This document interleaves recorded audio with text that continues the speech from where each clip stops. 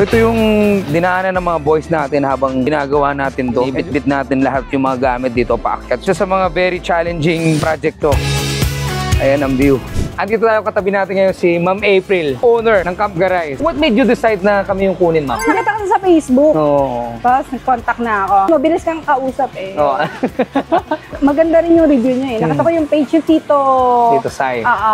Ka-encounter ka ba ng problem or issue sa amin along the way nung habang ginagawa namin to? Since wala naman kaming idea sa pool, tapos minsan may encounter mo parang naging green yung tubig, ganyan. Sa process siya, kasi hindi namin alam yung chemical, ganyan. So madali ka naman kontakin. Nangyayari talaga yung pag pinabayaan mo yung pool, Ganun talaga. mag-green talaga yan.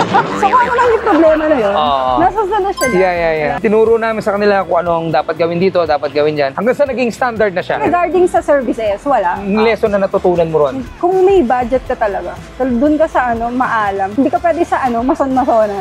DIY. Totoo. Pag nandyan na, yung binastos mo, madudoble, matitriple. Yes. Doon ka na sa ganda na. Kung maggagawa kayo ng pool, magtanong-tanong at Doon ka mausap sa may kayo sa alam. expert. Doon ka sa may alam. Satisfied ko pa sa naging trabaho namin. Yes.